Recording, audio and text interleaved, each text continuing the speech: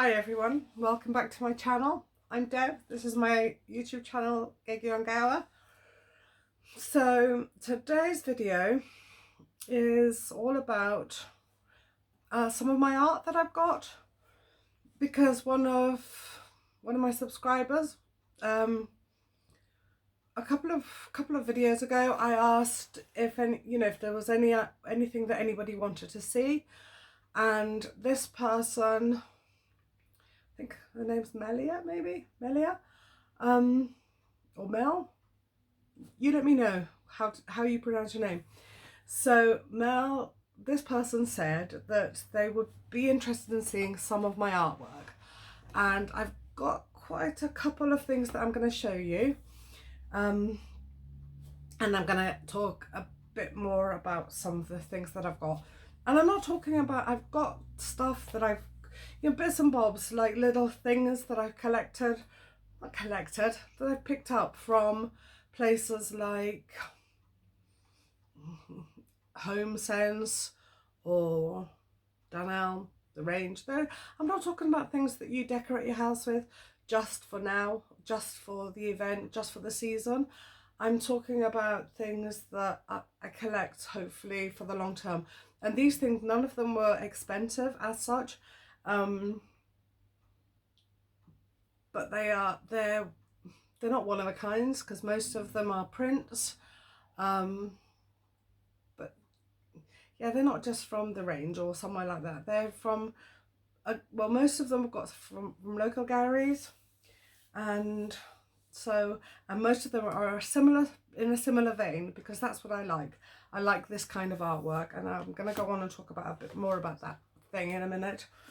So my first item I'm going to show you, which I think you've seen before, because normally I have them in front of these in front of the bookcases, but I'm going to move them elsewhere. I think I'm going to make a gallery wall, because I've collected quite a few things now, and I think that it would look better if it's on a gallery wall. And I actually bought some like Velcro sticky things to fix them on, but some of them I want to put above the TV. I've got a TV here, and I'm a bit scared that if I stick them on with Velcro they might fall off.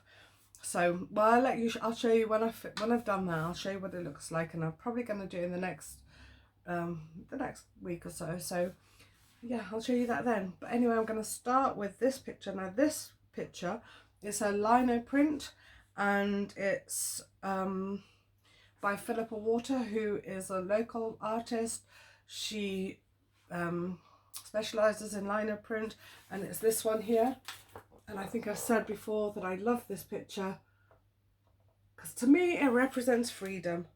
It says tits to the wind, and it's some wild swimming in the dark to the moon, and I love that. So that's my first one of hers, and it's signed. It is a print, but it is signed by the artist, so I like that a lot. My second one, and the frame. The frame I got from the range. So I do have the range. So I got it from the frame I got from the range. All of these frames, I think all my friend prints, I think I bought the frames from the range. So yeah, I think they're £5 or £6, not expensive at all. And I think these prints I think were maybe £40. So that's the kind of thing you're looking at. So I got that. And Mel, I think she comes from North Wales, but she lives in France. So yeah, hope it reminds you of home. And this is another Phillipa Walter. It's called Surfing in the Stars, and that's what that looks like. So I really love that too.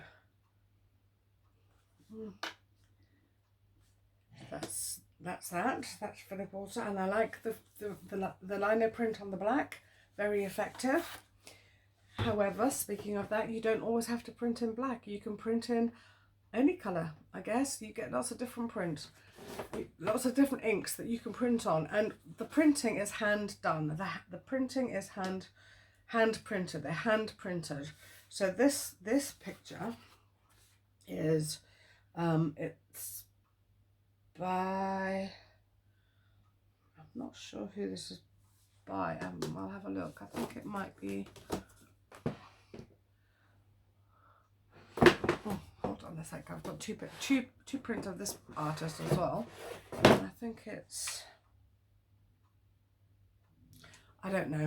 I'm sorry. If I'll look it up and I'll find out and I'll put it in the description box below, because nothing worse than somebody saying, oh, I love this, but you don't get any credit for it.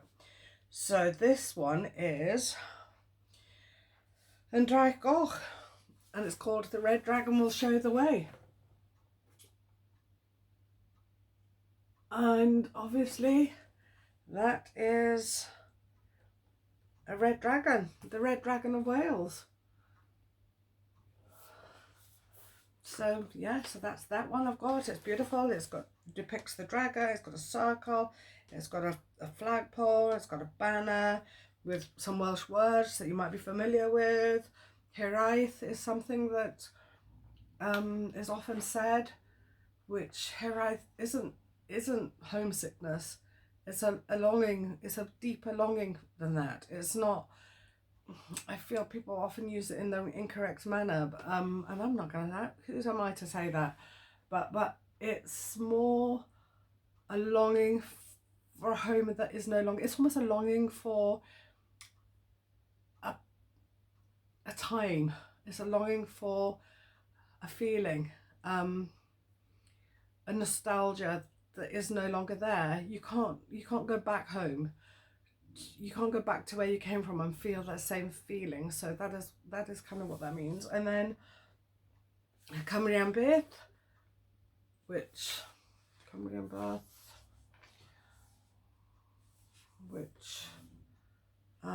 not going to translate all these. It's basically, it's a Welsh dragon with some Welsh words. So that's that. And then same artist, which I will find out who this is. This is this picture. Oh, that obviously that was in red lino print, and the frame still from the range. This one is in blue lino print, and it's a picture of wild ponies at Worm's Head. So Worm's Head is a promontory off a beach near here, well, Ongour, Rhossili. You might have heard of Rhossili Beach.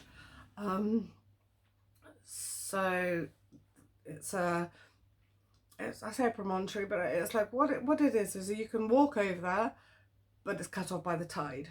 So you can walk over there onto Worm's Head at certain times, and it's a island as such jutting into the sea, and it looks like a dragon. So the worm is a dragon. We're all about dragons here in Wales, if you didn't know. So that's that one. I'll show you again, just so you can get the idea. So that's the dragon, that's the worm, and they're the ponies. And you have ponies. They're the ponies there. You have ponies all over Gower. They roam freely. They are owned by farmers, but we've got a system of commons around here where certain people have the right for their animals to roam on the commons. And so a farmer has the right for their ponies to roam, and their sheep and some animals on the cliffs at Rhossili. And the ponies are quite famous. People always come, they want to take their photos with the ponies. It's not actually a good idea because it can be quite dangerous for the animals. There have been accidents, very sad accidents with that. And but if you want to come down here, you can see the ponies, you can see the sheep on the cliff tops. Very picturesque. So now my next picture, is this one. This is the one. You might have seen it before because I normally have it hanging in front of all these, which I think I probably will keep this one in front of those things because that doesn't look very nice. But anyway, I wanted to take it off. And this picture is by the same person, I think. Is that the same? I'm just having a look. Oh no, that's E somebody, and this is A-H. So this is a print, a signed print as well, and this is of Langland Bay.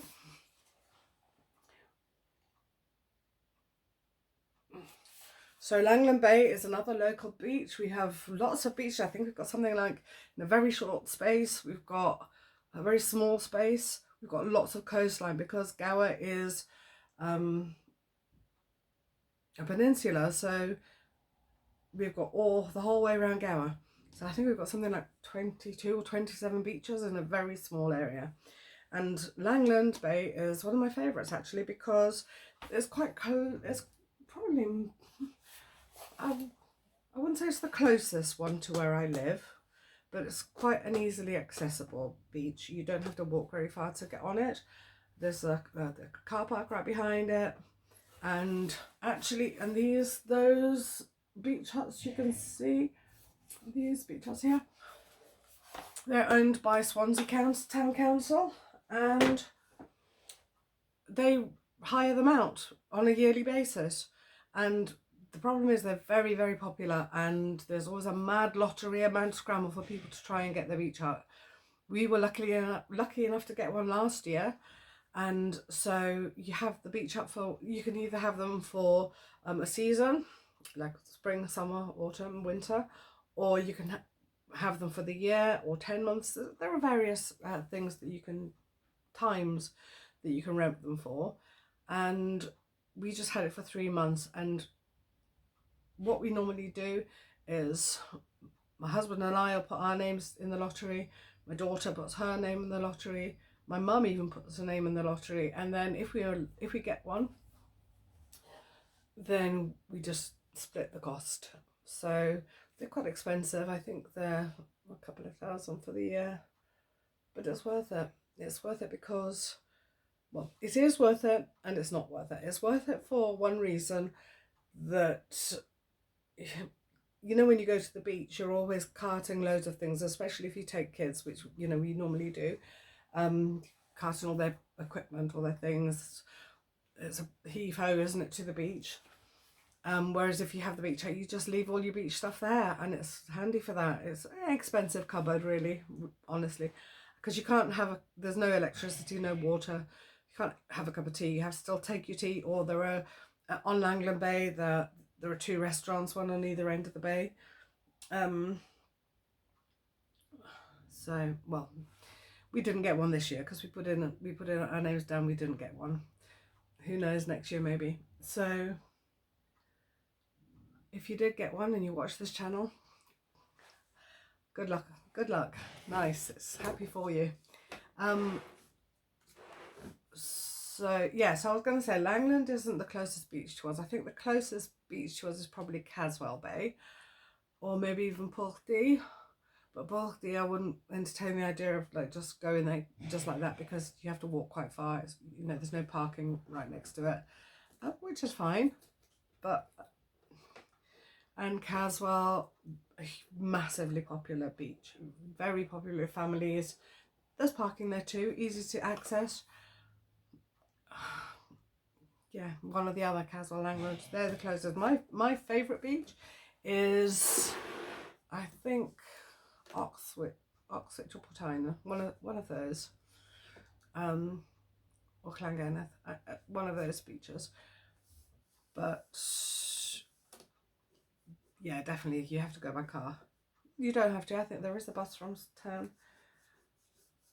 I'm waffling on now. So anyway, so that they were those, and then I've got 2 pictures which I've actually just framed these pictures, and these frames were literally, I think they were like £2 that I got from the range. So these are the pictures,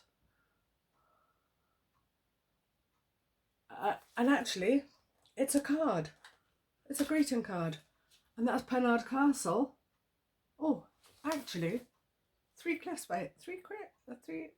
Beach is probably the closest to me thinking of it. Yeah, 3 Cliffs.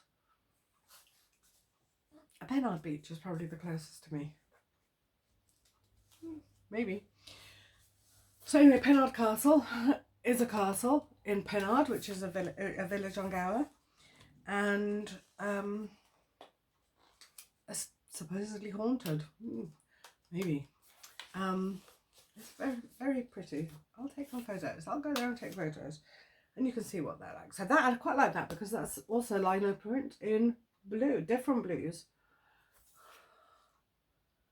So I'm not sure who the artist of this is either, because obviously that's a greeting card, but somebody did it. I'll find out and I'll put it below. And then I've got another one of Langland Bay, From the Sea, Looking at the Beach, which is another one I just printed. I just framed. So that's that. Langland Bay. And then, oh, I've got another card which I haven't framed yet, but it's by the same studio, and it's that. All seashells. I'll have to get a frame. Oh, and it's got some lobster or something on it. So I'll frame that too. I'll have to go buy some more frames. And then I've got this one, which I bought this in a gallery in Mumbles, and this is, I don't know who did this though. I tried to find out, but I couldn't. So if you know, then let me know.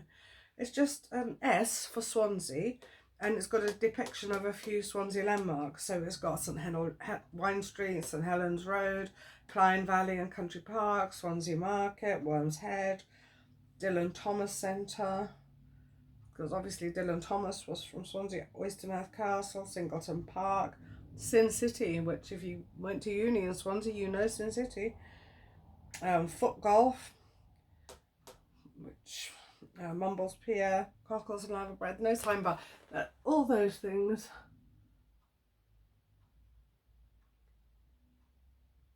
Printed in that S. I don't think this is, this is not lino print. This is not lino print, it's just some sort of printing. It's alright, that's cute. I quite like that.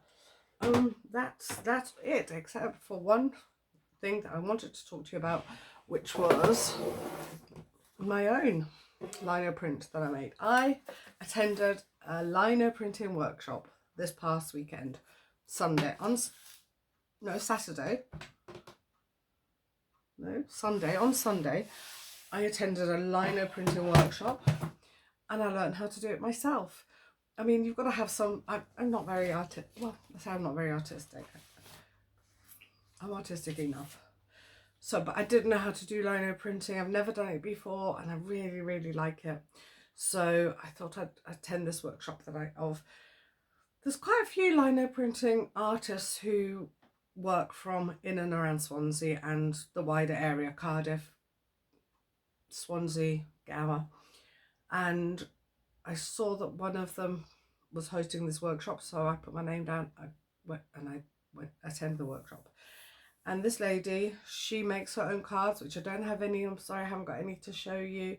But I will put her name below, and you can have a look. And I'm going to ask. I think she attends some local markets and fairs, and then I'm going to go and buy some of her work. And there were two women. One was from Cardiff, I think, and one was from Swansea, and they are both established lino printing artists. So anyway, I'll tell you how you do it briefly, just brief synopsis. So first of all, you get a piece of lino, which, like that. So you get a rough side of it, and you get a smooth side. And this is what I drew. So first of all, you draw your picture, which I drew my picture. There's my picture, my little bird. Easy ozy, isn't it? So you draw your picture, and then you trace your picture onto some tracing paper. And then you get your tracing paper, You put it on your lino print, you scribble over it. I didn't scribble over it. You can just actually scribble over it, and then it'll be it'll go onto the lino. So, but I didn't do that. I actually drew over it again. So that's that. And then you tip some of the ink into a bowl, a square tray, put it in, and then you roller it with a roller, and then you roller that ink onto, oh, and then you cut out, I forgot, that was the most important thing. This is textured. You get some tools, you get these little tools, and you go over this with some tools, like little, tiny little chisels, I guess, lino printing chisels, and you chisel that out. So that's textured now. And you chisel out your picture, and then you do the ink over it with a roller, and then you put your you always start a practice sheet, which is a pancake piece. You know, when you make pancakes, the first pancakes always, it's not quite as good as the rest of the pancakes that follow. There's always like a pancake you could throw away. Well, you get a pancake piece in lino printing too, which I love the idea of. So you can do it on any paper, preferably not too heavy, because that heavier the paper, the harder it is for the printing to come out. Now I did this, and it's not black. It's because I wanted to do it in black, but then squirted a bit of blue, and I was like, oh no, put a bit of black. So I mixed the black and blue, so it's kind of a bit of a grey colour. And also you can do it so it's, you know, so it's really solid. The colour is really solid, but I didn't want to do that. I wanted it to be a bit naive. I'm saying that so when you can see how I drew this, because there wasn't a lot of time actually. So whatever you drew had to be, you had to complete it in the time. I think there were 3 hours, less than 3 hours, maybe 2.5 hours. Yeah, 2.5 hours, and you had to think of what to draw,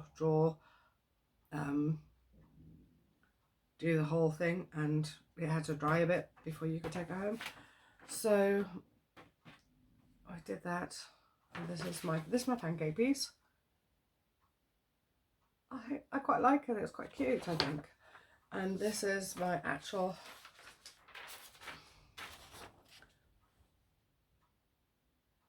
and that's what I printed. I really like it. I'm really going to get into it actually, and I'm going to put it in this frame. So I'm going to frame it in that. Hope it fits. I think it probably will. Yeah, so I'm going to frame it in that. So I'm going to put it with all these lino prints. So what do you think of that? Is that something you'd like to do?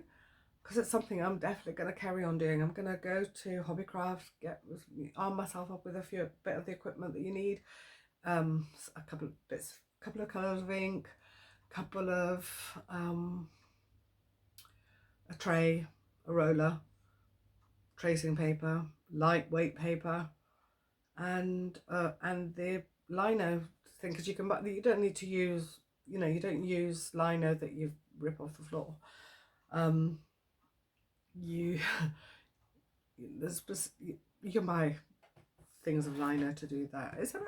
It's just a form of printing. I find, you know, and also what's nice about it is if you do it and you do your pancake piece and you're like, no, that should be there, or I should do a bit more there, then you can like wipe off the ink and add in a bit more, and I love that idea. So yeah, that's all from me this week. Next week I might show you if I get a chance to put them all up and see what they all look like together. Other than that,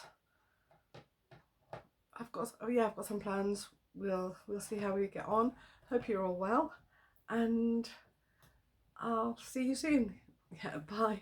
Oh no, must ask you, please subscribe and hit the notification bell and the subscribe bell if you want to. If you don't want to, of course you don't have to. You know, it's entirely free, and it's entirely off your own bat. Do it if you want to. So thanks everyone for watching, and I'll see you soon. Bye.